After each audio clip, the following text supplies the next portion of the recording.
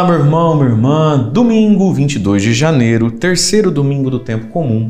Sejamos muito bem-vindos para a nossa homilia diária e quero acolher também quem pela primeira vez nos encontra aqui no canal do YouTube. Seja muito bem-vindo, se inscreva aqui no nosso canal. E para quem me acompanha pelo YouTube, você já sabe, para o YouTube é muito importante o seu joinha, o seu like, né? Isso impulsiona o vídeo para mais pessoas, tá bom? Sejamos muito bem-vindos então para a nossa homilia, para o evangelho do dia de hoje, desse terceiro domingo. A igreja proclama hoje para nós o evangelho de Mateus, capítulo 4, versículos de 12 a 23, e diz assim: Ao saber que João Batista tinha sido preso, Jesus voltou para a Galileia. Deixou Nazaré e foi morar em Cafarnaum, que fica às margens do mar da Galileia, no território de Zabulon e Neftali, para se cumprir o que foi dito pelo profeta Isaías: terra de Zabulon, terra de Neftali, caminho do mar, região do outro lado do rio Jordão, Galileia dos pagãos. O povo que vivia nas trevas viu uma grande luz, e para os que viviam na região escura da morte brilhou uma luz. Daí em diante, Jesus começou a pregar dizendo: Convertei-vos, porque o reino dos céus está próximo. Quando Jesus andava à beira do mar da Galileia, viu dois irmãos, Simão, chamado Pedro, e seu irmão André. Estavam lançando as redes ao mar, pois eram pescadores. Jesus disse a eles: Segue-me, e eu farei de vós pescadores de homens. Eles imediatamente deixaram as redes e o seguiram. Caminhando um pouco mais, Jesus viu outros dois irmãos, Tiago, filho de Zebedeu, e seu irmão João. Estavam na barca com seu pai Zebedeu. Consertando as redes, Jesus os chamou. Eles imediatamente deixaram a barca e o pai e o seguiram. Jesus andava por toda a Galileia, ensinando em suas sinagogas, pregando o evangelho do reino e curando todo tipo de doença e enfermidade do povo. Palavra da salvação, glória a vós, Senhor. O povo que vivia nas trevas viu uma grande luz. Está escrevendo aqui São Mateus, fazendo referência ao profeta Isaías, que inclusive é a primeira leitura da missa desse domingo, Isaías 8, o povo que andava na escuridão viu uma grande luz, para os que habitavam nas sombras da morte uma luz resplandeceu. E essa luz é Jesus Cristo, que historicamente esteve nessa terra há 2000 anos atrás, andou e cumpriu essa profecia. E então aquela região da Galileia, Cafarnaum, onde Jesus foi morar e passou a maior parte desses seus 3 anos de ministério, Jesus, dos 30 aos 33, por 3 anos, Jesus sai de casa e vai morar, passar a maior parte do seu tempo na região, ter residência fixa, vamos pôr assim, né? Era para onde Jesus voltava, Cafarnaum, pregando, curando, exorcizando, anunciando o reino de Deus.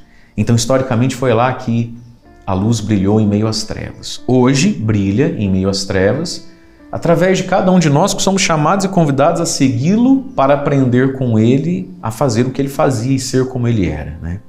Então, para nós hoje também brilha a luz nas trevas. O salmo da missa de hoje vai dizer: o Senhor é minha luz e salvação, o Senhor é a proteção da minha vida. Jesus é a nossa luz, a nossa salvação. Mas se tem algo que pode apagar essa luz, né? É o vento, é a tempestade, é o sopro maligno da divisão, muitas vezes. Segunda leitura da missa, primeira carta de Coríntios, de Paulo aos Coríntios, ele vai dizer: irmãos, não admitais divisões entre vós, sejam concordes. E estou sabendo que entre vocês um diz: eu sou de Paulo, eu sou de Apolo, eu sou de Pedro.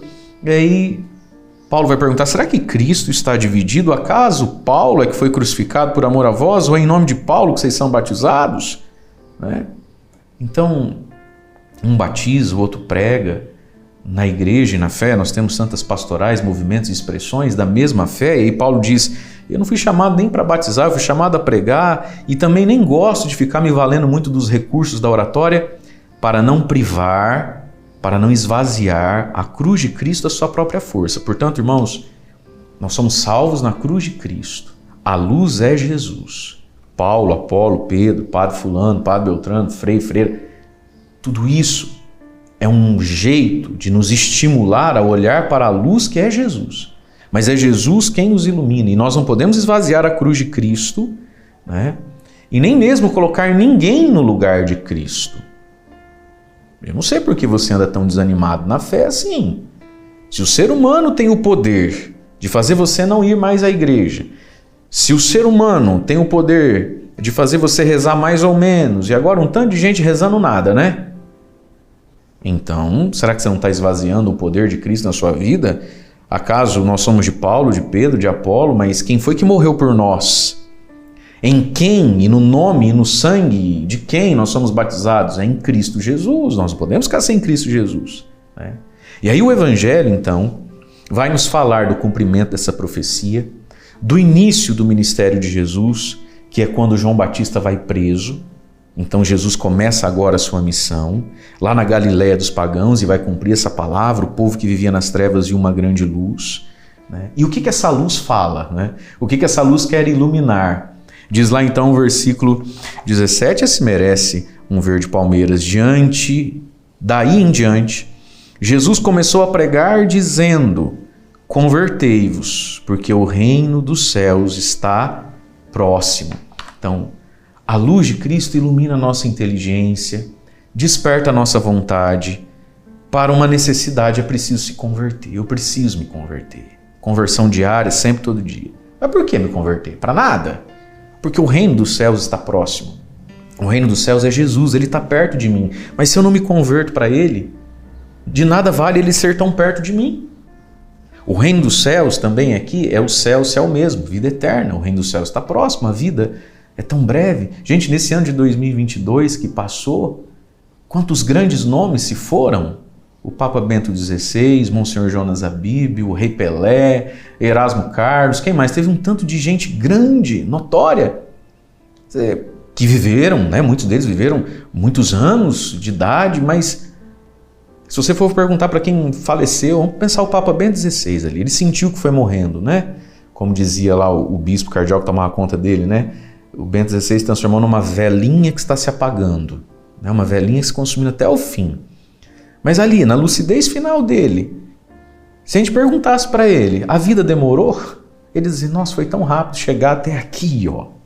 Esse dia em que eu vou apagar. Então, o reino dos céus está próximo, porque Jesus é o reino e ele está perto de nós. Ponto 1. Ponto 2, porque a morte e o céu está próximo. E ponto 3, aqui tem um mistério, porque a vinda gloriosa do Senhor na história, a segunda vinda de Jesus, a gente não sabe quando é, então é melhor considerar que isso é próximo também. Mas o que a gente faz diante da proximidade desse fim, dessa plenitude de Deus? A gente se desespera, se desanima, fica em casa, não aproveita a vida, não faz o bem que pode fazer, não ama as pessoas.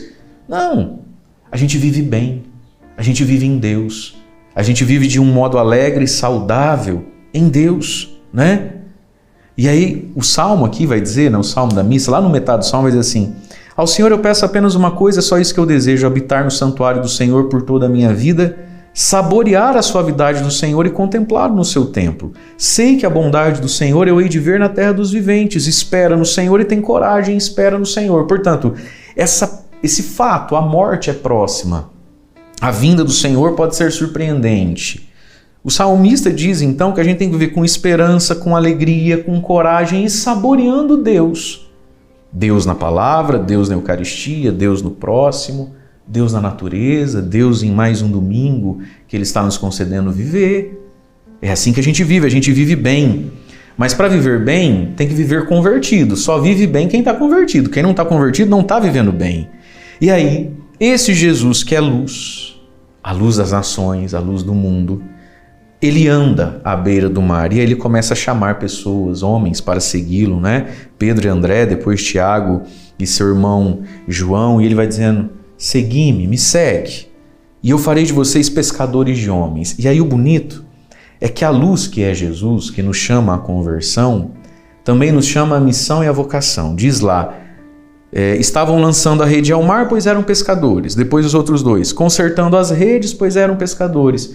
E Jesus chega em gente que tem mais o que fazer, em gente que tem profissão, em gente que tem talento ou dom. Não é todo mundo que dá certo como pescador, não. Gente que tem barco, que tem sócio, tem uma empresa, tem sonho. E ele diz assim: vamos trocar de sonho? Vamos trocar de ambição? Vamos trocar de meta? Anda comigo, vem ser pescador de homens. Hoje é dia também de rezarmos pelas vocações sacerdotais e religiosas. Veja, Quantos Jesus olha com amor, com carinho e com esperança e falando, rapaz, isso ia dar um pescador de homens, hein? Mas aí o sujeito se agarra na rede, no pai, no barco, a generosidade de alma.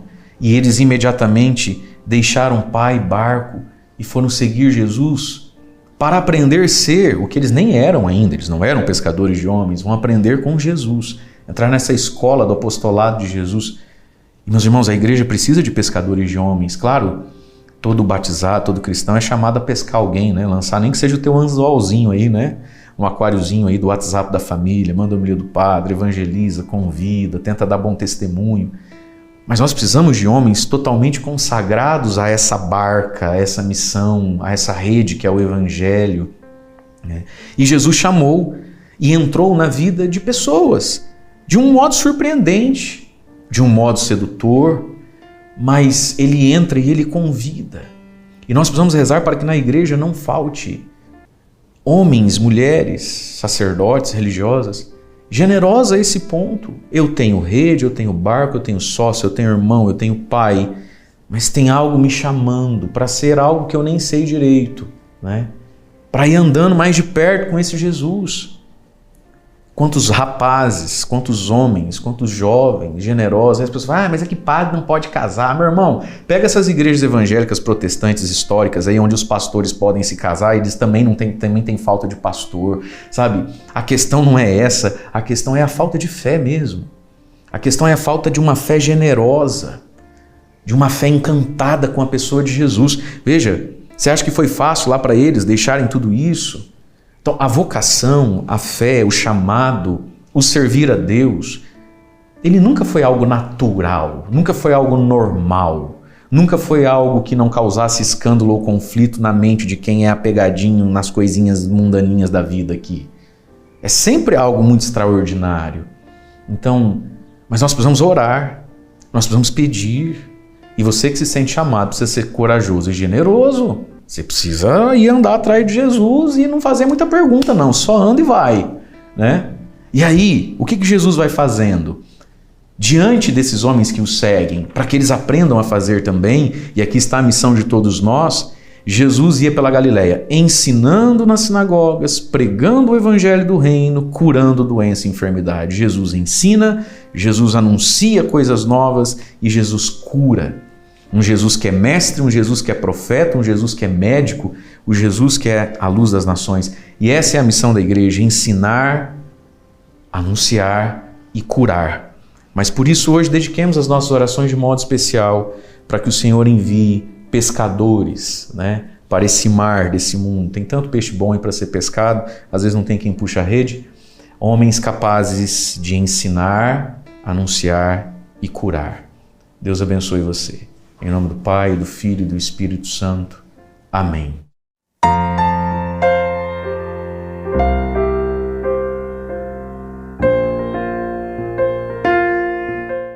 No Evangelho de hoje, Jesus começa a anunciar o reino de Deus, e especialmente na região de Zabulon e Neftali, que é uma região que fica ali às margens do Mar da Galileia. O que acontecia nesta região? Nós sabemos que ali houve invasões assírias e uma grande devastação. Isto lá por volta do ano de 733, 732 a.C. Se por um lado, no passado, lá iniciou uma devastação que fez com que as tribos de Israel sofressem, é exatamente nesta localidade que Jesus está anunciando o reino de Deus, escolhendo aqueles que serão seus discípulos e apóstolos, cumprindo, portanto, uma profecia de Isaías, que está lá no capítulo 9, versículos 1 e 2, dizendo, portanto, que a partir dali, eis que o povo passa a ver uma grande luz. Se no passado, na história de Israel, o povo viu a escuridão, no sentido de ser levado para o exílio, este povo que sofreu, agora vê em Jesus uma luz. Mas não é uma luz simplesmente para resolver os problemas que aquele povo tinha neste mundo, mas é uma luz que trará a eles a salvação. Eis que o povo vê em Jesus a luz que é capaz de nos levar para o alto, para o céu. E assim, o conteúdo do que Jesus anuncia é um conteúdo de conversão. Ele diz: convertei-vos, porque o reino dos céus está próximo. Toda a conversão exige de nós renúncia. Toda a conversão exige de nós desapego. E eis que, ao anunciar, Jesus começa a chamar pescadores. Pescadores que se tornarão seus seguidores, mas não mais vão pescar peixes ali no mar. Eles serão pescadores de homens. Porque o peixe, quando é tirado da água, ele morre. Estes que serão evangelizados pelos discípulos e apóstolos vão morrer para este mundo, para nascer uma vida nova em Cristo, porque Ele é a nossa luz. Deixemos, portanto, que a luz de Cristo ilumine os nossos corações. Vamos agora rezar com fervor e com fé pelas tuas intenções. Pai nosso que estais nos céus, santificado seja o vosso nome. Venha a nós o vosso reino. Seja feita a vossa vontade, assim na terra como no céu. O pão nosso de cada dia nos dai hoje. Perdoai-nos as nossas ofensas, assim como nós perdoamos a quem nos tem ofendido. E não nos deixeis cair em tentação, mas livrai-nos do mal. Amém. Ave Maria, cheia de graça, o Senhor é convosco. Bendita sois vós entre as mulheres, e bendito é o fruto do vosso ventre, Jesus. Santa Maria, Mãe de Deus, rogai por nós, pecadores, agora e na hora de nossa morte. Amém. Glória ao Pai, e ao Filho, e ao Espírito Santo, como era no princípio, agora e sempre. Amém. Jesus, manso e humilde de coração, fazei o nosso coração semelhante ao vosso. O Senhor esteja convosco, Ele está no meio de nós. A nossa proteção está no nome do Senhor, que fez o céu e a terra. O Senhor Jesus Cristo esteja contigo para te proteger, esteja à tua frente para te conduzir e atrás de ti para te guardar. Olhe por ti, te conserve e te abençoe. Amém. E a bênção de Deus Todo-Poderoso, Pai e Filho e Espírito Santo, desça sobre vós e permaneça para sempre. Amém. Neste domingo, fique na paz e na alegria que vem de Jesus. Abençoado dia a você e sua família.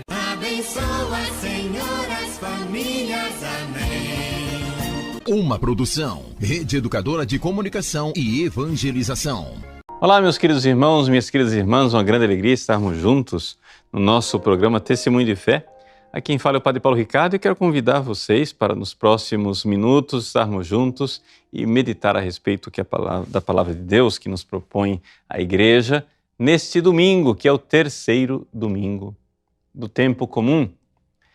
Como vocês já sabem, nós estamos agora num novo ano litúrgico, em que nós iremos meditar a cada domingo, sobretudo a partir do Evangelho de São Mateus. Então o Evangelho desse domingo, do terceiro domingo do tempo comum, é de São Mateus capítulo 4, versículos de 12 a 23. O Evangelho desse domingo é o Evangelho em que Jesus ouviu falar que São João Batista foi preso e depois Jesus, então, voltou para a Galileia. Galileia é a terra onde Jesus cresceu, é lá que fica Nazaré. Mas ao invés de Jesus ir para Nazaré, ele foi para uma cidade na beira do lago de Tiberíades também, chamado de Mar da Galileia. E Jesus, nesta cidade lá, na beira do lago, no Mar da Galileia, ele faz ali o seu centro de operações. O Evangelho de hoje, então, narra essa decisão de Jesus de começar a agir a partir de Cafarnaum e narra a vocação, digamos assim, o chamado de 4 dos apóstolos. João e André, perdão, Pedro e André, que eram irmãos, e João e Tiago, também eram irmãos. Então são 2 pares de irmãos, né? Pedro, André, Tiago e João. Muito bem. Aliás, esses 4 apóstolos vão ser sempre os preferidos de Jesus e serão chamados por Jesus para momentos importantes, como a ressurreição da filha de Jairo, a transfiguração, e o Horto das Oliveiras, né? E assim por diante. Pois bem, Jesus aqui então vai chamar estes 4 apóstolos, mas existe alguma coisa de incrível nesse evangelho desse domingo. Um negócio assim que não dá para a gente acreditar muito. Que é o seguinte, Jesus vê lá Pedro e André pescando, de repente Jesus diz, vem, eu vou fazer de vocês pescadores de homens. E eles largam tudo e vão. Mas pera lá, escuta, isso aqui é um negócio meio louco. Quem de nós, né, qual é a sua profissão? Você é mecânico? Você é cozinheiro? O que você faz da vida? Você é advogado? Imagina você está lá trabalhando no seu escritório, na sua oficina. Chega um absoluto e perfeito desconhecido e chega e diz, vem e me segue, eu vou fazer de você pescador de homens. Aí você vai largar tudo, larga a mulher, larga filho, larga a sua profissão, deixa tudo e imediatamente segue Jesus. Porque é isso que o Evangelho diz. Versículo 20, eles imediatamente deixaram as redes e o seguiram. Versículo 22 se repete outra vez. E eles imediatamente deixaram a barca e o pai e o seguiram. Como assim? Essa coisa que parece para nós bastante intrigante é resolvida por Santo Tomás de Aquino, não somente pela ciência bíblica, mas pela tradição da igreja. Que é o seguinte, na verdade, já que nós estamos lendo o Evangelho de São Mateus, nós temos que lembrar que Mateus, Marcos e Lucas são evangelhos que apresentam um resumo da vida de Jesus. Ou seja, na realidade, aquilo que São Mateus está nos apresentando aqui não é a primeira vocação de Pedro, André, Tiago e João. Santo Tomás diz, é a terceira vocação, é o terceiro chamado. Ou seja, é a terceira vez que Jesus está chamando. Isto significa que para entender este milagre de como é que Jesus entra na vida da pessoa e você vai e larga tudo e segue Jesus, para entender esse milagre, um negócio assim que para nós parece impossível, você tem que entender que tem um processo. E Santo Tomás de Aquino nos ensina a compreender esse processo. Qual foi o processo então? Vamos lá. Vejam. Recordar, nós aqui estamos no último ano da pregação de Jesus. Ou seja, o Evangelho mesmo nos diz, ele coloca a data aqui. Ele diz que João Batista foi preso. Quando João Batista foi preso, Jesus vai para Galileia e lá começa a pregação do seu último ano aqui na Terra. Mas o que é que aconteceu antes? Vamos fazer uma recapitulação? Bom, vamos lá.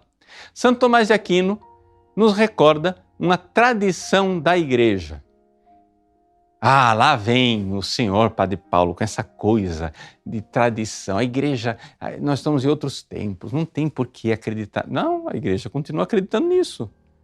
Está aí no ofício. Quem reza a liturgia das horas, no dia da Epifania do Senhor, né? Quando a gente reza vésperas, a gente lê a seguinte antífona. Eu vou ler para vocês. Recordamos neste dia. Que dia? 6 de janeiro, tá? Que é a data tradicional da Epifania. A igreja acredita que no mesmo dia, na mesma data, aconteceram 3 coisas. em anos diferentes, mas no mesmo dia. Recordamos nesse dia 3 mistérios. Hoje, a estrela guia os magos ao presépio. Então, a igreja crê que o mesmo dia que os magos foram lá e adoraram Jesus, é o dia em que Jesus foi batizado no Jordão e é o dia em que Jesus fez o milagre das bodas de Caná. Vou continuar a leitura da antífona. Repito, hoje a estrela guia os magos ao presépio. Hoje a água se faz vinho para as bodas. Hoje Cristo no Jordão é batizado para salvar-nos. Meus queridos, vejam, esta tradição da igreja explica muita coisa. Vamos então contar a história para você. Deixa de lado a história dos magos, que aconteceu muitos anos antes, e não vem aqui ao caso. Como é que começou a vida pública de Jesus? A vida pública de Jesus começou com o batismo. Jesus foi batizado no Jordão. Acontece que, um ano depois, Jesus estava em Caná, na mesma data, transformando a água em vinho. Portanto, aquilo que para nós pode parecer uma coisa imediata, não é imediato. O que aconteceu de fato, e São Tomás de Aquino nos recorda, é o seguinte: Jesus foi batizado no Jordão, foi para o deserto ser tentado pelo diabo, e então Jesus começou a pregar, mas uma pregação em que, na verdade, Jesus estava reforçando a pregação de João Batista. Jesus, no primeiro ano dele, não fez milagres. E a coisa óbvia que ele não fez milagres é que Caná da Galileia é o primeiro sinal, o primeiro milagre dele. Então, entre o batismo e o primeiro milagre de Jesus, teve um ano inteiro em que Jesus não fez milagres. Ele simplesmente reforçou a pregação de João Batista. E qual era o conteúdo desta pregação? O próprio São Mateus apresenta isso de forma resumida no Evangelho desse domingo. Ele diz, versículo 17, convertei-vos. Essa é a pregação de João Batista, ponto. Convertei-vos. A pregação de João Batista era exatamente isso. Olha, vocês mudem de vida, porque o juízo está próximo. Jesus, então, pregou. Quando Jesus pregou esse primeiro ano, Jesus não apresentou um conteúdo diferente de João Batista, sabe por quê? Porque é evidente, gente, Jesus não veio abolir o Antigo Testamento. Jesus não queria apagar a pregação de João Batista, senão por que é que Deus teria mandado João Batista para preparar o caminho? Era necessário que houvesse aquela preparação do caminho. João Batista preparou o caminho. E preparar o caminho quer dizer o seguinte, conversão. Preparar o caminho quer dizer o seguinte, vocês tratem de mudar de vida, seguir os mandamentos. Como que você vai agora querer ser de Deus e não largar os pecados mortais que vão contra os 10 mandamentos? Essa é a primeira coisa que você tem que aplicar na sua vida aqui. A primeira conversa que a gente tem que entender aqui, gente, é que como que Pedro, André, Tiago e João largaram tudo e seguiram Jesus? Foi assim, mágica? Traque, de repente, foi, largou tudo. Não, começa pelo começo, vamos começar pela base. Larga os pecados mortais. Porque se você não decide de deixar os pecados mortais, você nem começou a conversa ainda. Todo mundo tem que primeiro viver o Antigo Testamento. Então, essa é a primeira grande dificuldade que as pessoas têm de entender. As pessoas acham que deixar os pecados mortais é o objetivo da vida. Não, porque assim, olha, eu estou largando aos pouquinhos, padre, né? Eu cometia adultério, eu tinha um amante e tinha adultério. Agora não, eu só faço adultério uma vez por semestre. Eu estou largando aos pouquinhos. Meu irmão, é o seguinte, deixe os pecados mortais todos de uma vez e para sempre. Para de negociar com o pecado. Eva se deu mal exatamente porque começou a conversar com o pecado. Ela começou a conversar com a serpente. Para com isso. O que primeiro Jesus está pedindo para você não é deixa tudo e me segue. Não, ele está dizendo deixe o pecado mortal. Essa é a primeira pregação de Jesus do primeiro ano. Para com isso. Aí, esses discípulos que já estavam seguindo a pregação de Jesus e de João Batista, que nessa época coincidia, João Batista vai e recorda o batismo acontecido um ano antes e diz, eis o Cordeiro de Deus que tira o pecado do mundo. É o evangelho que nós ouvimos no domingo passado. E os discípulos vão e começam a seguir Jesus. Mestre, onde moras? Vinde e vede. E eles foram e ficaram com Jesus, permaneceram com Jesus. Então, o primeiríssimo chamado, né, deles, por parte de Jesus, quando começou o Novo Testamento para eles, foi que eles começaram a frequentar Jesus. Eles começaram a conhecer Jesus de forma muito superficial. Então vejam que processo pedagógico e fantástico Jesus fez com essas pessoas. Eles já enxergaram. O João Batista já tinha dito, olha lá, aquele lá é o Cordeiro de Deus, é aquele que batiza no Espírito Santo. E eles foram, começaram a seguir Jesus, embora não tivessem ainda muita fé. Né? No Evangelho de São João, capítulo 2, está escrito lá, né, que nas bodas de Caná estava lá Maria, mãe de Jesus, e também Jesus foi lá com seus discípulos. Aí você vai dizer assim, tá vendo? Eles já eram discípulos, já tinham fé. Não. Ainda não. São Tomás de Aquino diz assim, que os discípulos são chamados de discípulos lá nas bodas de Caná por antecipação. É mais ou menos como se eu dissesse assim, olha, o padre Paulo Ricardo nasceu em Recife. Mas na verdade, quando eu nasci eu não era padre, né? Quando eu nasci eu só era o Paulo Ricardo. Eu me tornei padre depois. Então, a mesma coisa, os discípulos de Jesus estavam em Caná, mas eles ainda não eram discípulos, eles só estavam ficando com Jesus, acompanhando Jesus, frequentando Jesus, sendo amigos de Jesus. Essa é a primeira coisa, meu irmão. Então, veja,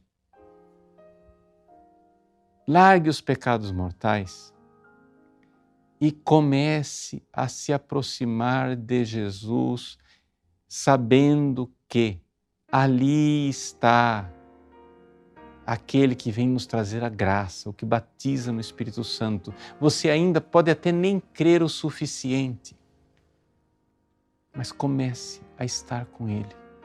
Comece a ouvir pregações. Comece a ler a vida dos santos, comece a estudar o catecismo, comece a iluminar a sua inteligência. Gente, ninguém ama o que não conhece. Não tem essa mágica. E nem Jesus fez essa mágica. Para chegar no hoje aqui desse evangelho, vai, larga tudo e vem, você vai ser pescador de homens, eles tiveram primeiro que ter um conhecimento básico e fundamental de Jesus. Esse é um problema que as pessoas não querem mais. As pessoas não querem mais doutrina, não querem mais saber. Mas escuta, como é que você vai crer na fé da igreja se você nem sabe qual é a fé? Estuda o catecismo. Estuda a doutrina. Ninguém ama o que não conhece. Mais do que isso, ninguém crê no que nunca ouviu falar. Como é que você vai fazer o ato de fé? Frequenta Jesus. Vai, estuda o catecismo, procura a doutrina da igreja. Essa é a primeira coisa. Chesterton, descrevendo a conversão dele, ele disse o seguinte, existem 3 fases, aqui as 3 fases de Chesterton, mas São Tomás de Aquino não. Tem 3 fases para a conversão da pessoa. Primeiro, o cara odeia a Igreja Católica, né? Então, o primeiro passo, ele diz, não, eu vou ser honesto com a Igreja, vou dar uma chance para ela. Eu não vou ser preconceituoso.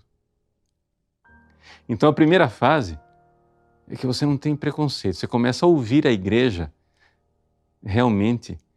Não, vamos dar uma chance para a Igreja Católica. Vamos lá, fala. Qual é a tua doutrina? Segunda fase. Quando você resolveu ser fair with the church, diz Chesterton, quando você resolveu ser legal com a Igreja, resolveu não ser preconceituoso, dar um desconto para ela, não, vamos dar uma chance para ela. A segunda fase é a seguinte: você começa a ficar fascinado pela Igreja. Você vê que aquilo tem uma lógica maravilhosa. E você vê que a Igreja Católica é fantástica. E aí vem a terceira fase, diz Chesterton, em que você tenta com todas as suas forças fugir da Igreja. Porque primeiro você deu uma chance para ela, depois você ficou fascinado com ela, mas depois você viu que ela está te pedindo a vida. E você começa a espernear e quer cair fora. E é exatamente isso. Pois bem, este é o caminho, né, descrito por Santo Tomás de Aquino. Os discípulos, primeiro, começam a estar lá com Jesus e ouvir Ele. Depois, eles começam a ver os milagres e eles começam a crer. Mas depois que eles creram, Jesus começa a mostrar que eles têm que dar tudo. É um processo. É o processo da graça. É o processo que faz com que você realmente enxergue não somente que Jesus é importante. Não somente, primeira fase, Jesus é importante, deixa eu ouvi-lo. Não somente que Jesus é o próprio Deus, você começou a ter fé, esse é o segundo chamado. Mas tem a terceira fase. Você começa a enxergar que Jesus é a razão da sua vida. E que, na verdade, Ele não veio para resolver algum problema seu. É você que veio para se entregar a Ele. Você nasceu para isso. Você não nasceu para outra coisa. Meus irmãos, é essa a realidade fantástica e maravilhosa do Evangelho. O Evangelho deste domingo nos mostra o terceiro chamado dos apóstolos. Primeiro, frequente Jesus. Segundo chamado, creia em Jesus. Terceiro chamado, agora, dê sua vida inteira. Porque você não tem mais vida. Na verdade, Ele é a sua vida. Para nós, que lemos a vida dos santos e vemos os santos se entregarem a Jesus desta maneira, dessa forma extraordinária, tudo isso parece tremendo.